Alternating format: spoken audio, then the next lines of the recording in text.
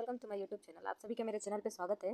पिछली वीडियो में हमने बात किया था कि एलएलबी की तैयारी कैसे करें, एलएलबी कोर्स के लिए कौन एलिजिबल है, कौन एलिजिबल नहीं है, एलएलबी का सिलेबस, फीस स्ट्रक्चर, सीट और कहाँ कहाँ पे अवेलेबल है एलएलबी कोर्स, ये सारा डिटेल मैंने आपको अपने वीडियो के थ्रू बताया है।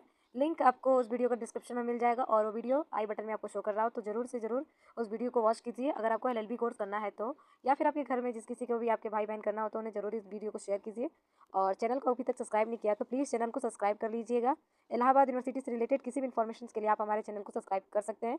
अपने चैनल के माध्यम से मैं अपने सीवीटी और इलाहाबाद यूनिवर्सिटी के जितने भी इन्फॉर्मेशन होते हैं सब मैं आपके साथ शेयर करती हूँ, तो प्लीज़ चैनल को सब्सक्राइब कर लीजिए। आज का हमारा वीडियो है इलाहाबाद यूनिवर्सिटी से अगर आपको एमए पॉलिटिकल साइंस करना है तो इसकी एलिजिबिलिटी क्राइटेरिया क्या है, इसको इस फॉर्म को कौन भर सकता है, इसका फीस स्ट्रक्चर, सीट और या कहाँ कहाँ पे अवेलेबल है, और इसका सिलेबस, इसका एग्जाम पैटर्न, ये सब मैं आज आपको इस वीडियो में बताने जा रही हूँ। तो चैनल को सब्सक्राइब कर लीजिएगा और वीडियो को ज़्यादा से ज़्यादा शेयर कीजिएगा, ठीक है। तो सबसे पहले बात करें, अगर आप इलाहाबाद यूनिवर्सिटी से बीए कोर्स करना, एमए पॉलिटिकल साइंस करना चाहते हैं तो इसके लिए कौन कैंडिडेट एलिजिबल है और कौन कैंडिडेट एलिजिबल नहीं है। सबसे पहले मैं आपको बता दूं कि इसके लिए वो कैंडिडेट एलिजिबल, इसमें ऐसा कुछ भी नहीं है जैसा इकोनॉमिक्स में है कि अगर आप सेकेंड ईयर में इकोनॉमिक्स पढ़े हो तभी आप इसके लिए एलिजिबल हो, या फिर ऐसा कुछ नहीं है इसमें, ठीक है। तो अगर आप बीए किए हो या फिर बीएससी किए हो या फिर बीकॉम किए हो तो आप इलाहाबाद यूनिवर्सिटी से एमए पॉलिटिकल साइंस करने के लिए एलिजिबल हो, आप एमए पॉलिटिकल साइंस कर सकते हो। अगर आप बीए बीएससी कोई भी कोर्स किसी भी यूनिवर्सिटी से किए हो तो आप उसके लिए एलिजिबल हो, ठीक है। तो बस इस आपको इसमें ये ध्यान रखना होगा कि जब आप फॉर्म फिल करोगे तो आप सेकेंड ईयर में जो 2 सब्जेक्ट से पास हुए हो उसको यहाँ पे फिल करना होगा, मतलब आप उसको उसका एग्ज़ाम दोगे, उस एग्ज़ाम के पैटर्न पे ही आपका, उस एग्ज़ाम के द्वारा ही आपका सिलेक्शन होगा। जैसे मान लो आपने थर्ड ईयर और सेकेंड ईयर में, थर्ड ईयर में आपने 2 सब्जेक्ट से पास किया है, जैसे मान लो आपका एग्जांपल के लिए ले लें तो आपने सोशियोलॉजी पढ़ा है और मिडिवल हिस्ट्री है आपका, ठीक है। आपने थर्ड ईयर में 2 सब्जेक्ट ये पढ़ा है, ओके। तो आप जब फॉर्म फिल करोगे तो सोशियोलॉजी और मिडिवल हिस्ट्री का फॉर्म वहाँ पे फिलअप करोगे, ठीक है। तो फॉर्म कैसे फिलअप करना है वो भी मैं आपको बता दूंगी, चैनल को सब्सक्राइब कर लीजिएगा, ठीक है। तो जब आप फॉर्म फिलअप में उसे एंटर करोगे, ओके, तो जब आपका एग्ज़ाम होगा तब आपसे वही 2 एग्ज़ाम को देना होगा, सोशियोलॉजी का और मिडिवल हिस्ट्री का, ठीक है। तो इसके बेस पे जो आपका नंबर आएगा उसी के बेस पे आपका एडमिशन होगा, क्लियर है। आई होप कि ये डाउट आपको क्लियर हो गया होगा और इससे आपको पता चल गया होगा कि नॉन कैंडिडेट जो है वो भी इस फॉर्म को भर सकते हैं, ऑल कैंडिडेट इस फॉर्म के लिए अवेलेबल है, ओके।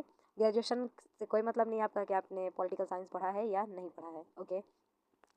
इसके बाद हम बात करें तो इसमें मैं आपको बता दूं कि इसकी टोटल सीट कितनी है। देखो, नंबर ऑफ़ सीट की बात करें तो एमए पॉलिटिकल साइंस की सीट कुछ ज़्यादा नहीं है। टोटल जो सीट है वो 465 है। एमए पॉलिटिकल साइंस में टोटल जो सीट है वो 465 है और पॉलिटिकल साइंस जो है वो सारे कॉलेजों में अवेलेबल है, ठीक है। तो जो हमारा केवल एक कॉलेज को छोड़कर केपी ट्रेनिंग कॉलेज जो है वो एमए और बीएड के लिए है, लेकिन उसमें जो हमारा एमए पॉलिटिकल साइंस वो नहीं है, इसलिए उस कॉलेज को छोड़कर बाकी सारे कॉलेज में, और जगत तारण में भी ये नहीं है, ठीक है। गर्ल्स जो कॉलेज है जगत तारण उसमें भी एमए पॉलिटिकल साइंस नहीं, आई थिंक, ठीक है, क्योंकि वेबसाइट पे मेंशन नहीं किया हुआ था। जितना मुझे मालूम है वो मैं आपको बता दे रही हूँ। टोटल सीट मैंने आपको बता दिया कि 465 है, ठीक है। तो देखो, सबसे पहले मेन कैंपस की बात करें, ईयू के मेन कैंपस में जो टोटल सीट है वो 150 सीट है, ठीक है। अगर आप इलाहाबाद यूनिवर्सिटी से मेन कैंपस से आप पॉलिटिकल साइंस करना चाहते हो तो उसकी टोटल जो सीट है वो 150 है, ठीक है। इसके अलावा हम बात करें जो सी एम पी जो है चौधरी महादेव प्रसाद डिग्री कॉलेज, इसमें जो टोटल सीट है वो 63 है, ठीक है। और इसके बाद हम बात करें ISDC ईश्वर शरण डिग्री कॉलेज, ईश्वर शरण डिग्री कॉलेज की बात करें तो यहाँ पर भी 63 सीट है, ओके। और इसके बाद हमारा जो एक और कॉलेज है ADC इलाहाबाद डिग्री कॉलेज, इसमें भी पॉलिटिकल साइंस की जो सीट है टोटल वो 63 है, ठीक है। इसके बाद एक हमारा कॉलेज है गर्ल्स कॉलेज आर्य कन्या डिग्री कॉलेज, यहाँ पे भी पॉलिटिकल साइंस अवेलेबल है लेकिन इसकी भी सीटों की संख्या 63 है। और एक हमारा लास्ट कॉलेज बचता है जो फाफा मऊ में है, SPM श्यामा प्रसाद मुखर्जी कॉलेज, जिसमें एमए पॉलिटिकल साइंस की टोटल सीट जो है वो 63 है, ठीक है।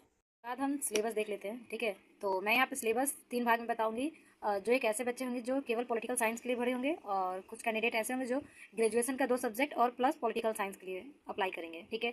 और कुछ कैंडिडेट ऐसे भी होंगे जिनका ग्रेजुएशन में कोई और सब्जेक्ट होगा और वो पॉलिटिकल साइंस से एमए करना चाहते हैं, तो नॉन सब्जेक्ट कैंडिडेट में आ जाते हैं। तो इन तीनों का जो सब्जेक्ट सिलेबस है वो थोड़ा अलग है, मतलब इनका एग्जाम पैटर्न जो है किस तरह से है वो मैं आपको बता देती हूँ। बाकी जो क्वेश्चंस, नंबर ऑफ क्वेश्चंस अलग अलग है सबके, और जो क्वेश्चंस पूछे जाते हैं वो लगभग सबके सेम ही रहते हैं, ठीक है। सब में जीके जीएस और हिंदी इंग्लिश और पॉलिटिकल साइंस से रिलेटेड क्वेश्चन सब में पूछे जाते हैं, ठीक है।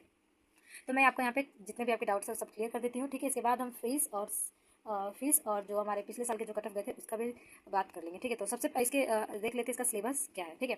तो मैं सबसे पहले आपको बता दूं कि जो कैंडिडेट केवल एक पॉलिटिकल साइंस के लिए अप्लाई करेंगे, एमए पॉलिटिकल साइंस से, तो देखो उनका जो सब्जेक्ट नंबर ऑफ जो क्वेश्चन है वो 100 होता है, ठीक है। मतलब जब वो एग्जाम देंगे एंट्रेंस एग्जाम, तो उनका जो क्वेश्चन आएगा वो केवल 100 रहेगा, जिसमें 50 जो क्वेश्चन हैं वो आपका जीके जीएस से रिलेटेड रहेगा, ठीक है। उसमें मतलब उनसे जीके जीएस से रिलेटेड क्वेश्चन पूछेगा, 50 क्वेश्चन, ठीक है, जो कि पर क्वेश्चन जो है वो 2 नंबर के होंगे। तो आप इसका अनुमान लगा सकते हैं कि टोटल 100 नंबर हो जाएगा। ओके, इसके बाद मैं बात करूँ तो जो 50 क्वेश्चन होते हैं वो पॉलिटिकल साइंस से होते हैं, और जो पर क्वेश्चन है वो +4 नंबर के होंगे, ठीक है। तो जो कैंडिडेट केवल पॉलिटिकल साइंस के लिए अप्लाई कर रहा है, तो उनका ये सिलेबस है, मतलब एग्जाम पैटर्न है ये, कि किस तरह से कितने कितने क्वेश्चन पूछते हैं उनसे, वो मैं आपको यहाँ पे बता दे रही हूँ, ठीक है। तो देख लो ध्यान से, जब तक आप क्वेश्चंस नंबर और क्वेश्चंस नहीं समझोगे तब तक आपको सिलेबस समझने, पैटर्न समझने में थोड़ा दिक्कत हो सकता है। लेकिन इसीलिए आप इस वीडियो को थोड़ा स्किप करके मत देखना, आराम से देखो, और जब समझ में आ जाए तब अपना आगे बढ़ जाना। ओके, तो देखो मैंने बता दिया कि 50 क्वेश्चन जो है जीके जीएस से रिलेटेड पूछेगा यहाँ पे, तो टोटल जो है 100 हो जाएगा। पर क्वेश्चन 2 नंबर के होंगे, और इसके बाद जो 50 क्वेश्चन होंगे पॉलिटिकल साइंस का होगा, और पर क्वेश्चन जो है वो 4 नंबर का होगा, ठीक है। तो मतलब टोटल हो गया 200, और ये दोनों को मिलाकर हमारा 300 का पेपर हो जाएगा, ठीक है। तो जो टोटल नंबर है आपका 300 हो जाएगा। 300 में से जितना नंबर आपका आएगा उतने में ही आपका एडमिशन होगा। उसकी कट ऑफ रिलीज होगी, अगर आप कट ऑफ के अंदर है तो ठीक है, नहीं है तो भी वेट कर लीजिएगा, ठीक है। तो ये हो गया केवल जो पॉलिटिकल साइंस के लिए अप्लाई करेंगे वो कैंडिडेट का। क्लियर है? आई होप कि आपको अच्छे से समझ में आया हो, और कहीं भी कोई भी डाउट रहा हो तो टेलीग्राम ग्रुप पे या फिर कमेंट्स करके आप पूछ सकते हैं, आपकी पूरी हेल्प की जाएगी। ओके, इसके बाद हम बात करते हैं नॉन सब्जेक्ट कैंडिडेट। जो वो नॉन सब्जेक्ट कैंडिडेट में वो कैंडिडेट आते हैं जिन्होंने ग्रेजुएशन अपना पॉलिटिकल साइंस से पास नहीं किया है, उनका सब्जेक्ट कुछ और हो सकता है। जैसे मैंने आपको एग्जाम्पल में बताया कि अगर आपने सोशियोलॉजी और मेडिकल हिस्ट्री से पास किया है तो आप नॉन सब्जेक्ट कैंडिडेट में आते हैं। आपका जो एग्जाम पैटर्न है वो थोड़ा सा अलग रहता है, बाकी सब कुछ सेम ही रहता है, बस थोड़ा सा अलग रहता है, ठीक है। तो देखो जो नॉन सब्जेक्ट कैंडिडेट है उसमें आपका पार्ट 1 और पार्ट 2 दो तरह से क्वेश्चन पूछे जाते हैं। पार्ट 1 में 50 क्वेश्चन रहते हैं, और पार्ट 2 में 100 क्वेश्चन रहते हैं। तो टोटल नंबर ऑफ क्वेश्चन 150 होते हैं, ठीक है। नॉन सब्जेक्ट कैंडिडेट वाले का जो नंबर ऑफ क्वेश्चन होता है वो 150 होता है, 150, ठीक है। इसे आप ध्यान में रखना, जो कैंडिडेट नॉन सब्जेक्ट कैंडिडेट होंगे वो। क्लियर है? देखो पार्ट 1 में जो क्वेश्चन होते हैं उनके जो वो पर क्वेश्चन +2 नंबर के होते हैं, तो इस हिसाब से ये 100 नंबर के होते हैं पार्ट 1 में। ओके, और पार्ट 2 के जो क्वेश्चंस होते हैं वो आपका एग्जाम, मतलब ये जो 100 क्वेश्चंस होते हैं या जो क्वेश्चंस है ये आपका +4 नंबर का रहता है। तो मैं आपको बता दूं कि देखो आप जब फॉर्म फिलअप करोगे, तो मतलब जब आप फॉर्म फिलअप करोगे तो यहाँ पे आप 3 सब्जेक्ट सेलेक्ट करोगे। 3 सब्जेक्ट ये रहता है कि जो 2 ग्रेजुएशन से पास किए हो, और तीसरे नंबर पे आप पॉलिटिकल साइंस सेलेक्ट करोगे, क्योंकि आपको पॉलिटिकल साइंस से करना है, ठीक है। इस फॉर्म को कैसे भरना है वो मैं आपको अपने वीडियो के थ्रू बता दूंगी, ठीक है। आप उसे अच्छी तरह से देख लेना, और चैनल को सब्सक्राइब करो, टेलीग्राम ग्रुप को ज्वाइन कर लो। जब मैं फॉर्म फिलअप करूँगी तो आपको वहाँ पे वीडियो प्रोवाइड कर दूँगी। वेबसाइट थोड़ा हैंग कर रहा है, इसलिए मैंने फॉर्म को अभी तक फिलअप नहीं किया है, पर जल्द ही फॉर्म को फिलअप करूँगी, तो आप चैनल को सब्सक्राइब जरूर कर लीजिएगा, ठीक है। देखो पार्ट 1 मैंने आपको बता दिया कि जो 50 क्वेश्चन रहेंगे +2 नंबर के रहेंगे, और टोटल 100 नंबर के हो जाएंगे, ठीक है। पार्ट बी में मैं आपको बता दूं तो जो 100 क्वेश्चंस रहेंगे वो किस तरह से इसमें क्वेश्चंस पूछे जाएंगे। देखो सबसे पहले मैं आपको बता दूं कि देखो हम जब पार्ट टू जो है इसमें आपके ग्रेजुएशन के 2 जो सब्जेक्ट होंगे, जैसे आप मेडिकल हिस्ट्री और सोशियोलॉजी से पास की होगी, तो उसी से रिलेटेड यहाँ पे आपसे क्वेश्चन पूछेगा, ठीक है। मतलब ये कि जो हमारा ग्रेजुएशन में जो हमारा पहला सब्जेक्ट हो, जब मान लो सोशियोलॉजी है, और ग्रेजुएशन का दूसरा सब्जेक्ट हमारा मेडिकल हिस्ट्री है, ठीक है। तो ये जो 2 सब्जेक्ट है इन दोनों से रिलेटेड हमारे 50-50 क्वेश्चन पूछेंगे पार्ट बी में। ओके, तो पार्ट ए में जो क्वेश्चन है वो +4 नंबर का आएगा, ठीक है। और पार्ट बी का भी जो क्वेश्चन है वो भी 4 नंबर का रहेगा। तो इन दोनों को जब हम ऐड करेंगे तो ये 200 नंबर के आसपास हो जाएगा, ठीक है। तो पार्ट 1 और पार्ट 2 को जब हम प्लस करेंगे तो ये भी टोटल 300 का हो जाएगा। क्लियर है? इतना तो समझ में आ गया होगा। क्योंकि देखो मैं सिंपल बता दूं कि जो पार्ट बी है उसमें केवल आपका ग्रेजुएशन का क्वेश्चन आएगा, जिस सब्जेक्ट से आपने ग्रेजुएशन पास किया है। ओके, इतना तो समझ में आ गया। पार्ट टू को 2 भागों में बांटा, ग्रेजुएशन 1 और सब्जेक्ट, और ग्रेजुएशन 2, ठीक है। तो जो 2 सब्जेक्ट से पास किए हैं उसमें से क्वेश्चन पूछेगा। ओके, तो देखो उसके बाद बता दूं कि जो सब्जेक्ट है पार्ट 1 ए बी का, तो इसमें जो ऐड कर देंगे तो टोटल हमारा ये 300 नंबर आ जाएगा। पार्ट ए का जब हम बनाएंगे तो ए और बी को प्लस कर देंगे तो 300 हो जाएगा, ठीक है। मतलब जब आप एडमिशन लेने वाले रहेंगे तो जैसे हम सब्जेक्ट 1 का कट ऑफ बनेगा, जैसे देख सकते हैं सब्जेक्ट 1 का कट ऑफ बनेगा, मान लो मेडिकल हिस्ट्री का कट ऑफ बनेगा, तो हमारा जो 50 नंबर पार्ट ए में जो नंबर आया होगा वो, और पार्ट बी के मेडिकल हिस्ट्री में जो नंबर आया होगा वो, इन दोनों को ऐड करके हमारा यहाँ पे कट ऑफ बनेगा। फिर उसी तरह सब्जेक्ट नंबर जो 2 है उसका भी सेम रूल फॉलो होगा, ठीक है। और जब इसका कट ऑफ कैसे बनता है तो मैं बता दूं कि जो सब्जेक्ट आपने पार्ट 2 में 2 सब्जेक्ट जो सेलेक्ट किए हैं, ये जो 2 सब्जेक्ट सेलेक्ट किए हैं इनमें जो नंबर आएगा, मान लो ये जो 2 है तो टोटल हमारा 200 नंबर आएगा क्वेश्चन का, ठीक है। तो जो 200 नंबर आएंगे यहाँ पे सब्जेक्ट 1 और सब्जेक्ट 2 में जो 200 नंबर आएंगे उसको हम 2 से डिवाइड कर देंगे।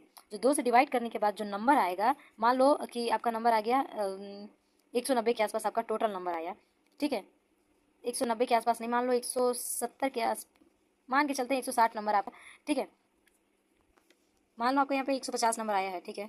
तो आपका जो सब्जेक्ट नंबर 3 में आपने जो सेलेक्ट किया है पॉलिटिकल साइंस या फिर ये, तो आपका 150 नंबर के ही बेस पे यहाँ पे एडमिशन होगा, ठीक है। तो ये है नॉन सब्जेक्ट कैंडिडेट वाले का। ओके, ये थोड़ा सा लेंदी है क्योंकि इसको समझना बहुत कठिन है, क्योंकि ये इसमें इतना ना खोज पोज कर दिया गया है कि समझ में आता ही नहीं है। एक बार फिर से सुन लो, देखो नॉन सब्जेक्ट जो कैंडिडेट है उसमें पार्ट 1 पार्ट 2 जो दो रहते हैं। पार्ट 1 में 50 क्वेश्चन रहते हैं, जो प्लस जो पर क्वेश्चन 2 नंबर के रहते हैं, टोटल हमारा 100 नंबर हो जाएगा। पार्ट 2 में जो हमारे क्वेश्चन होते हैं वो 100 होते हैं। इसमें ग्रेजुएशन के दोनों सब्जेक्ट से रिलेटेड क्वेश्चन पूछता है, और एक 50-50 नंबर के होते हैं, 50-50 क्वेश्चन बढ़ जाते हैं, ठीक है, और प्लस 4 नंबर के होते हैं, ठीक है। और पार्ट 1 पार्ट 2 दोनों को मिलाकर हमारा टोटल 300 नंबर होते हैं टोटल। और सब्जेक्ट 1 को में हम जब एडमिशन लेंगे तो हम पार्ट 1A और पार्ट 2B को ऐड करेंगे। जैसे मान लो सब्जेक्ट 1 है हमारा मेडिवल हिस्ट्री, तो पार्ट ए में जो हमारा नंबर है 100 इसको प्लस करेंगे, और इसके अलावा पार्ट 2 में जो हमारा सब्जेक्ट है उसको यहाँ पे ऐड करेंगे, ठीक है। इसका कट ऑफ आपका कैसे बनेगा मैंने आपको बता दिया कि ये डिवाइड हो जाएगा, ओके। तो इस आई होप कि आपको अच्छे से समझ में आ गया हो। इसके बाद हम बात कर ले जो कैंडिडेट केवल यहाँ पे ग्रेजुएशन के 2 सब्जेक्ट को भी सेलेक्ट किए हैं और पॉलिटिकल साइंस में यहाँ पे अपना भरना चाहते हैं, तो वो कैंडिडेट क्या सिलेबस क्या है। तो देखो यहाँ पे नंबर ऑफ जो क्वेश्चन है उनके 150 रहते हैं। पार्ट 1 में जो है 50 क्वेश्चन पूछता है सब्जेक्ट वाइज, ठीक है। और पार्ट 2 में भी जो क्वेश्चन पूछता है वो भी सब्जेक्ट वाइज रहता है, और पार्ट 3 में भी जो क्वेश्चन रहता है वो भी सब्जेक्ट वाइज रहता है, ठीक है। तो आपने जो 2 सब्जेक्ट ग्रेजुएशन के फिल किए हैं वो, और तीसरा जो है आपका पॉलिटिकल साइंस से रिलेटेड यहाँ पे क्वेश्चन पूछता है, ओके। तो देखो इनको ऐड कैसे किया जाता है। पार्ट 1 जो है ये है, इसको ए और बी को जब हम ऐड करेंगे तो भी 300 बनेगा, और बी और सी को भी ऐड करेंगे तो ये भी टोटल 300 बनेगा। इसमें ये पेयर बनाने का मतलब ये होता है कि जैसे बाई चांस आपका मान लो मेडिवल हिस्ट्री रहा और पॉलिटिकल साइंस है ये, तो और ये सोशियोलॉजी है, मान लो सोशियोलॉजी और पॉलिटिक ये दोनों सब्जेक्ट मैंने ऐड किया, इसमें एडमिशन नहीं हो पाया तो आपका इसमें एडमिशन हो सकता है। और यहाँ पे मेडिवल हिस्ट्री में और पॉलिटिकल में कट ऑफ जब निकला तो इसमें अगर कम बेसी हुआ तो आप अगर मान लो कि मेडिवल में ना हो पाया और पॉलिटिकल में हो गया तो हो सकता है। इसीलिए यह इस तरह की फॉर्म भरवाए जाते हैं, ठीक है। यहाँ पे 3-3 फॉर्म आप भर सकते हो, मतलब 3-3 सब्जेक्ट को आप सेलेक्ट कर सकते हो, ठीक है। तो आई होप कि आपको अच्छे से समझ में आया हो सब्जेक्ट सिलेबस पैटर्न। नहीं समझ में आया हो जहाँ वहाँ पूछ। फीस की बात कर लें, मतलब एमए पॉलिटिकल साइंस की जो टोटल फीस है वो क्या है मैं आपको बता देती हूँ। तो मेन कैंपस में जो टोटल फीस है यहाँ पे इलाहाबाद यूनिवर्सिटी के मेन कैंपस की जो टोटल फीस है एमए पॉलिटिकल साइंस की वो 5,834 है, ओके। वहीं बात करें एडीसी की, इलाहाबाद डिग्री कॉलेज, जिसकी टोटल फीस है 8,950, ठीक है। यह टोटल फीस 8,950 है एडीसी की, प्लस 200 आपका एडमिशन फीस है यहाँ पर, ओके। तो वही आपका 9,000 के आसपास एडीसी में फीस पड़ जाता है। इसके बाद हम बात करें सीएमपी की, चौधरी महादेव प्रसाद कॉलेज की बात करें, तो यहाँ पे जो टोटल फीस है वो 8,000 है, और प्लस 400 आपकी काउंसलिंग की फीस है। तो वही आपका ये भी लगभग 9,000 के आसपास सीएमपी में भी फीस पड़ जाता है।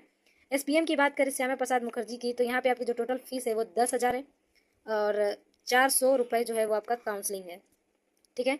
तो यहाँ पे सीएमपी एसपीएम एडीसी ये 3 कॉलेज का वेबसाइट पे यह फीस शो किया था, इसलिए मैंने आपको बता दिया। आर्य कन्या डिग्री कॉलेज का जो फीस है वो एडीसी के आसपास ही है, ठीक है। एडीसी का जितना है उतना आर्य कन्या डिग्री कॉलेज का भी फीस है। आईएसडीसी का फीस जो है वो सब प्रोसेस इनका ऑनलाइन होता है इसलिए पता नहीं चलता है। आईएसडीसी का फीस जो है वो जितना सीएमपी का है उसी के आसपास है, ओके। मतलब थोड़ा बहुत ही इधर उधर है, बाकी सब सेम ही है, ओके। तो ये था हमारा इलाहाबाद यूनिवर्सिटी का अफिलेटेड और मेन कैंपस का fees structure MA political science का, ठीक है। तो आई होप कि आपको अच्छे से समझ में आया हो। और इसके बाद में आपको प्रीवियस ईयर के जो कट ऑफ गए थे वो और आपका सेव स्कोर क्या हो सकता है वो मैं आपको बता देती हूँ, ठीक है। और मैंने आपको सिलेबस तो बता ही दिया और एग्जाम पैटर्न, तो आई होप कि आपको अच्छे से समझ में तो आया हो। आप उसको एक बार नहीं समझ में आ रहा हो तो एक बार और देख लेना, आपको समझ में आ जाएगा, ठीक है। तो हम इसका कट ऑफ देख लेते हैं। हम यहाँ पे इसकी कट ऑफ की बात करें तो देखो पिछले साल जो कट ऑफ गया था यूआर का 190 के आसपास गया था पहला कट ऑफ, ओके। ईडब्ल्यूएस का 160 और ओबीसी का 150, एससी का 130 और एसटी का 112, ये सब प्रीवियस ईयर के कट ऑफ है। फर्स्ट कट ऑफ इतने गए थे। तो यूआर कैंडिडेट जो है अपने आप को सेव स्कोर अगर बनाना चाहते हो तो देखो पिछले साल 188 किया था कट ऑफ, 188 के आसपास गया था। अगर आप कोशिश कीजिए कि आपका 200 नंबर आ जाए, या फिर नहीं आ पा रहा है तो 190 तो जरूर लाइए, तभी आप मेन कैंपस में तो एडमिशन मिल जाएगा आपको आराम से, नहीं तो एफिलिएटेड में तो मिल ही जाएगा, ठीक है। तो आप कोशिश कीजिए कि आप 200 प्लस या फिर 200 या फिर 190 प्लस नंबर जरूर लाइए यूआर कैंडिडेट, ठीक है। इसके बाद ईडब्ल्यूएस की बात करें तो ईडब्ल्यूएस कैंडिडेट 160 से लेकर 170 के बीच नंबर लाइए, आपका सेव स्कोर यही रहेगा, क्योंकि इस टाइम कट ऑफ भी बहुत हाई जाते हैं पॉलिटिकल साइंस के, क्योंकि सीटें भी बहुत कम है और फॉर्म भी बहुत ज़्यादा फिल होते हैं, ओके। ओबीसी कैंडिडेट की बात करें तो ओबीसी कैंडिडेट का जो टोटल कट ऑफ गया था 150 के आसपास था। आप अपना सेव स्कोर वही 150 से 160 के बीच मानिए, आप 150 से 160 के बीच नंबर लाइए, वही आपका सेव स्कोर है। एससी कैंडिडेट की बात करें तो 130 से लेकर 140 के बीच में आपका सेव स्कोर हो सकता है, इतना नंबर लाइए, आपको मेन कैंपस आराम से मिल जाएगा। या तो फिर अफिलिएटेड तो है ही, पर पहला कोशिश हमेशा रहना चाहिए कि मेन कैंपस मिले। मेन कैंपस और अफिलिएटेड दोनों कॉलेज में पढ़ाई अच्छी होती है, लेकिन फिर भी ट्राई ज़रूर करना चाहिए। एसटी कैंडिडेट की बात करें यहाँ पे तो एसटी कैंडिडेट का जो टोटल कट ऑफ गया था 112 के आसपास पिछले साल गया था, तो आप कोशिश कीजिए कि आपका जो टोटल नंबर वो 110 से लेकर 120 तक आए, तभी आप इलाहाबाद यूनिवर्सिटी के मेन कैंपस में एडमिशन ले सकते हैं। बाकी अफिलिएटेड कॉलेज में तो एडमिशन आपको इससे कम नंबर पे आने पे भी मिल जाएगा। ठीक है, तो आई होप कि मेरी ये वीडियो आपको बहुत अच्छी लगी हो। मैंने आपको यहाँ पे सिलेबस, एग्ज़ाम पैटर्न और कट ऑफ, फीस और किस तरह से आप एग्जाम में क्वेश्चंस को अटेम्प्ट करेंगे तो कितने नंबर के रहते हैं, नंबर ऑफ क्वेश्चंस, और कितने नंबर मिलते हैं क्वेश्चंस के, वो सब मैंने आपको यहाँ पे बता दिया। तो आई होप कि ये वीडियो आपको अच्छा लगा और आपको समझ में आया हो। तो प्लीज़ चैनल को सब्सक्राइब कर लीजिएगा और वीडियो को ज़्यादा से ज़्यादा लाइक कीजिएगा और शेयर करना ना भूलें। तो चलिए आज के लिए बस इतना ही। नेक्स्ट टॉपिक आपको किस वीडियो पर चाहिए आप ज़रूर बताइए, किस टॉपिक पे आपको वीडियो चाहिए आप बताइए, और आपको किस और सब्जेक्ट के बारे में फुल डिटेल जानना है आप कमेंट्स या टेलीग्राम ग्रुप में मैसेज करके बता सकते हैं। ठीक है, तो चलिए आज के लिए बस इतना ही। Thank you.